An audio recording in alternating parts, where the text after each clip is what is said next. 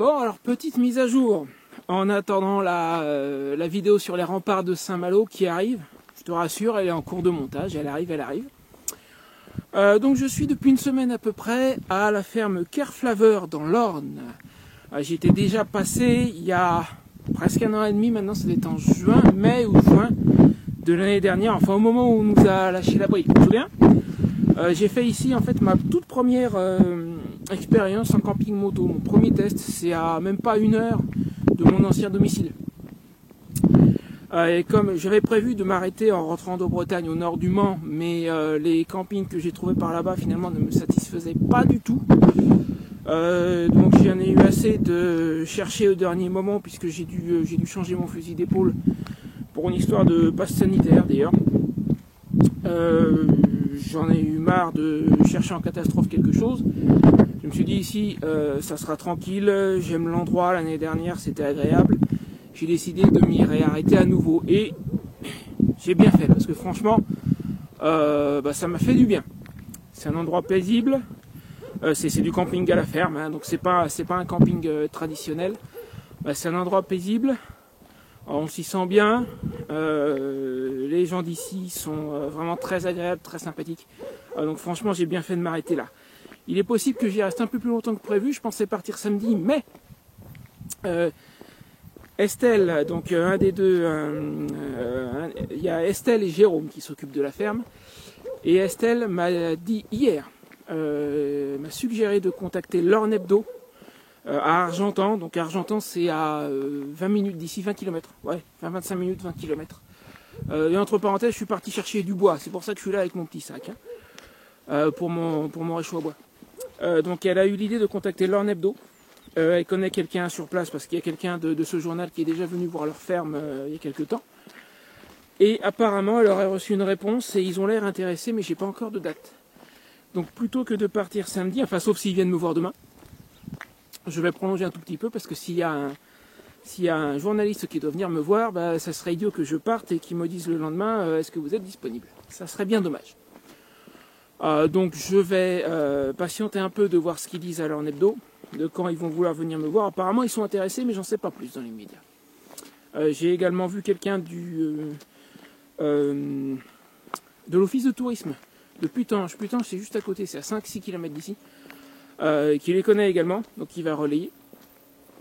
Cette personne était venue en fait voir les nouvelles installations à la ferme, le gîte, etc. Donc ça c'est l'immédiat.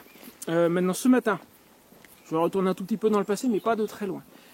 Je suis retourné du côté de mon ancien domicile, là où se trouve Patrick, l'ami qui a pour moi remis la moto sur pied, enfin sur roue, il y a un peu plus d'1 an avant que je parte. J'avais donc mon joint de fourche qui fuyait. Je lui ai amené, j'ai commandé des joints, je les ai fait livrer chez lui.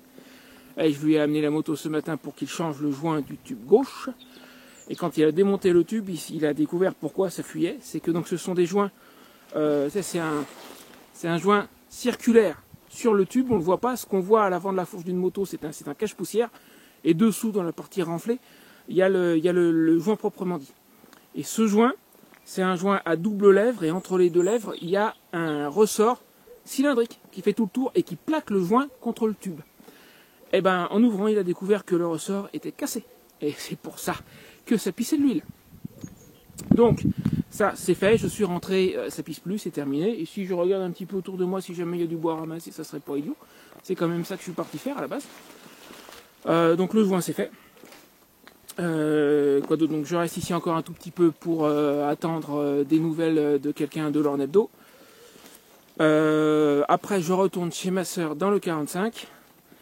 Et d'ici là, je pense que je devrais avoir des nouvelles du gros projet dont je t'ai parlé dans quelques-unes de mes vidéos. Attends, j'ai une bricole à ramasser là, on va commencer. Hein. Je suis quand même sorti pour ça. Hop. Avec une seule main, c'est pas évident. Je vais peut-être finir la vidéo avant de ramasser mon bois. Hein. Donc j'attends des nouvelles dans les jours qui viennent de ce gros projet. Parce que ça a pas mal avancé cette histoire. La vente est en train de se conclure. Ces jours-ci, normalement, c'est en route. Je devrais avoir des nouvelles vendredi soir, je pense, et sinon au pire la semaine prochaine. Et si la vente se conclut bien d'ici la fin du mois, et c'est ce qui est prévu, et ça fait plusieurs fois qu'on nous dit ça y est, c'est réglé, c'est d'ici la fin du mois, c'est signé, c'est fini. Ça veut dire que dans les... c'est qu'une estimation. 4-5 semaines qui vont suivre, je devrais recevoir mon avance. Si je reçois mon avance, je peux changer de moto, mais je ne peux changer de moto que si je suis chez ma soeur. Parce qu'il n'y a que chez elle que je peux stocker la moto. Donc dans les jours qui viennent, probablement dans le courant de la semaine prochaine, je devrais savoir à quoi m'en tenir et pouvoir décider de ce que je vais faire. Est-ce que je redescends vers le sud avec Rocinante? Est-ce que j'attends pour pouvoir commander et recevoir une moto neuve et la préparer avant de partir? Est-ce que je vais en Espagne ou pas? Y aller avec Rocinante, ça serait peut-être pas très très sage. Parce que bien qu'elle soit pas dangereuse, elle n'est pas non plus dans un état exceptionnel. Donc, il y a une question que je me pose, c'est serait-il bien raisonnable de risquer de tomber en panne dans un pays étranger sur un budget qui est plus que limité et qui ne me permettra pas de la réparer? Tandis que si je dois tomber en panne, d'abord, si je limite mes déplacements, je vais, disons, au camping 10 sur tête à Perpignan. Ça, c'est mon plan B, c'est ma solution de secours. Déjà, je vais limiter mes déplacements, donc limiter les risques de tomber en panne. Et si ça devait arriver, je serai avec des amis, dans un endroit que je connais, que je maîtrise, avec un supermarché à 15 minutes à pied. Je serai pas, ça sera pas la grosse catastrophe et l'urgence. Donc si je reste avec Rocinante, il y a des chances que je me pose à Y sur tête, donc à côté de Perpignan. Je serai à 2 heures de la frontière espagnole, ça me permettra de faire des petites incursions en Catalogne, de voir du monde, j'ai des amis à voir notamment de toute façon en Catalogne, et puis de visiter un petit peu, mais juste pour la journée, j'y vais, je reviens. Et si j'ai la Indian, puisque je vise toujours une Indian vintage, neuve, si le budget se débloque. Et là, pour ramasser du bois, ça m'a l'air pas mal. Je pense qu'on va terminer la vidéo. Si j'ai la Indian, je file en Espagne, en passant par Y sur tête, parce que je veux revoir de toute façon mes amis là-bas. Et accessoirement, j'ai revu mes options. Niveau Nico, ça va t'intéresser. Niveau remorque campeur, si j'ai pas un besoin absolu de la chauffer, puisqu'à partir du moment où je vais dans le sud de l'Espagne, j'ai pas tellement besoin de chauffage, j'ai pas besoin d'une grande surface, je veux dire plusieurs mètres carrés que je puisse chauffer, juste l'espace chambre, ça suffit amplement. Et dans ce cas-là, je me dirigerai bien, je te remettrai dans la description le lien vers l'article de blog que j'avais écrit à ce sujet, je me dirigerai bien vers le modèle de remorque campeur espagnol. D'abord parce qu'il me plaît bien de par la salle additionnelle qu'on peut ajouter et qui, sans être scellée au sol, elle a une jupe qui descend jusqu'au sol, ça veut dire pas de courant d'air. Elle est suffisamment grande pour pouvoir y rentrer même une grosse moto. Ma future fait 2,50 m de long, je crois. Et cette pièce additionnelle fait plus de 3 mètres. Donc on peut y rentrer une moto, et même une de leurs photos, il y a une moto dedans, en fait peut-être pas aussi grosse que ma future, mais il y a une moto dedans.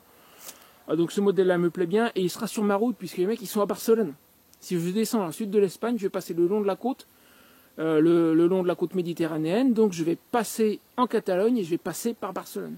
Donc c'est sur ma route et je peux aller en voir une, et du moment que la moto est équipée avant d'un attelage, je peux aller sur place, voir les modèles et repartir avec une remorque et toutes les options dont j'ai besoin, dont la fameuse salle additionnelle. Donc voilà, tout tient à est-ce que je vais pouvoir changer de moto dans on va dire dans les 2 mois qui viennent ou pas. Écoute, je te tiendrai au courant de la suite. Et ma prochaine vidéo, donc ça sera les remparts de Saint-Malo. Oublie pas le petit j'aime, le petit commentaire, le petit partage, tout ça, tout ça. Je te laisse, moi j'ai du bois à ramasser pour dîner ce soir et faire mon café demain matin. Salut!